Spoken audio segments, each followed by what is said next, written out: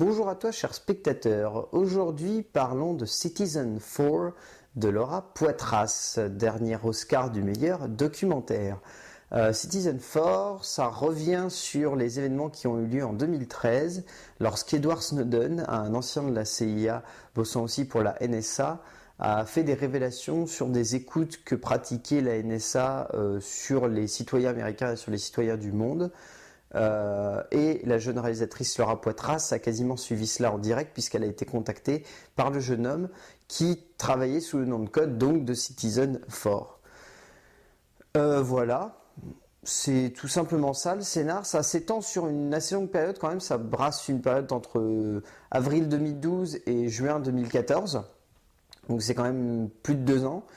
Et au-delà de ça, autant le dire tout de suite, le film est très bien et c'est un très très bon documentaire, rondement mené et qui illumine beaucoup de choses, qui est vraiment très intéressant et qui, on va dire, est très complet quant à l'affaire, parce que c'est vrai que quand elle est sortie, l'affaire sur Edward Snowden, était un peu brouillon et on comprenait pas forcément tout.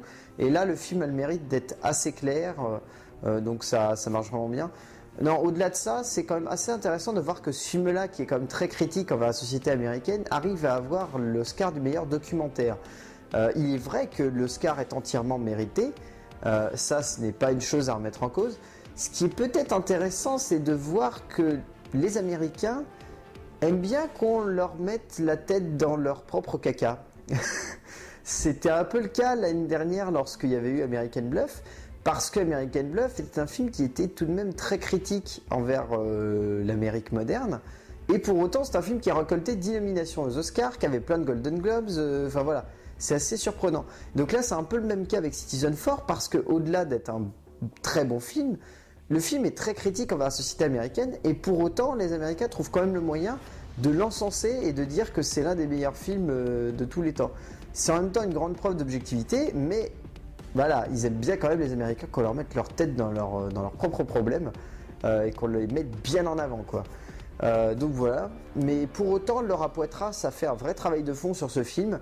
On sent en même temps que le film est filmé avec beaucoup de proximité et beaucoup d'ultra réalisme presque, dans le sens où on a la sensation que les images sont vraiment captées sur le vif, qu'ils n'ont pas eu le temps de les traiter, qu'ils n'ont pas eu le temps de remettre tout ça dans l'ordre, et de ce point de vue là c'est vraiment très intéressant.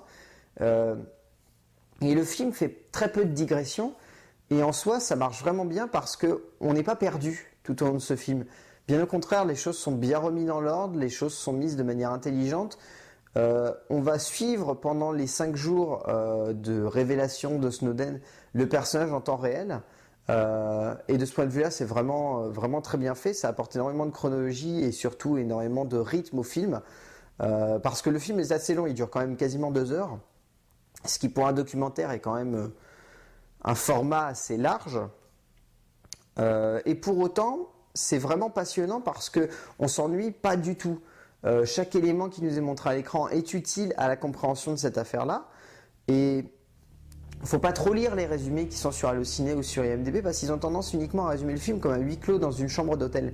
Le film est beaucoup plus large que ça, hein. Le huis clos dans la chambre d'hôtel, c'est 45 minutes de 2 heures de film. Donc il y a quand même 1h15 qui se passe en dehors de la chambre d'hôtel.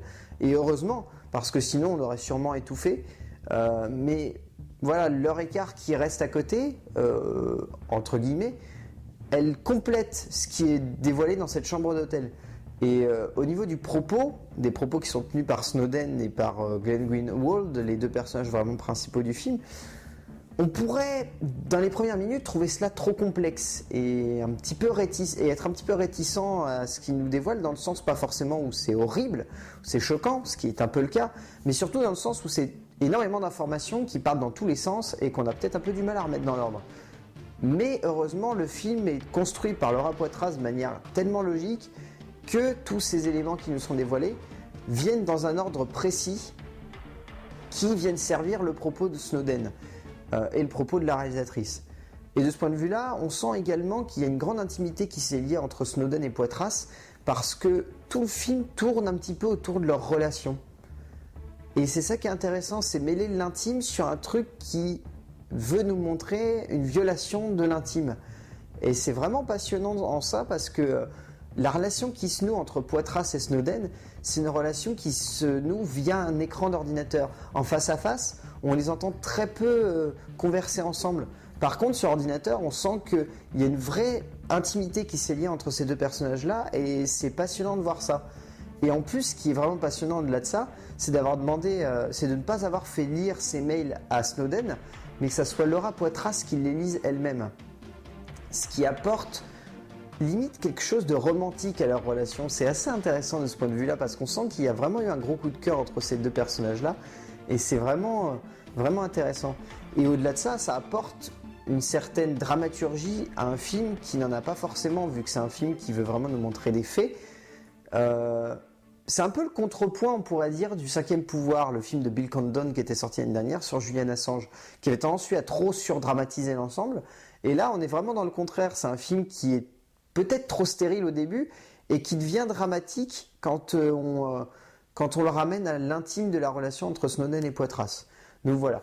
Après, le personnage de Snowden est très intéressant, il est super bien mené. Le personnage de Glenn Greenwald est aussi vraiment, vraiment intéressant dans sa manière d'être abordé. Ce journaliste qui travaille pour The Guardian, mais qui travaille au Brésil. Et vraiment, c'est lui qu'on suit en premier au tout début du film. Et voilà, il est vraiment passionnant aussi, ce personnage-là. Donc ouais, dans l'ensemble, Citizen Four, c'est un excellent documentaire qui malheureusement est distribué comme un documentaire, donc pas très très bien en salle, même si l'Oscar a apporté un petit peu plus de visibilité au film, mais voilà, dans l'ensemble, il n'est pas très très bien distribué. Mais c'est un film qui est à voir, franchement, il est vraiment intéressant, il est passionnant, il est très bien mené, et il est intelligent dans son propos et dans sa forme. Donc ouais, Citizen Four de Laura Poitras, c'est un film à voir en salle, mais vraiment vraiment. A plus!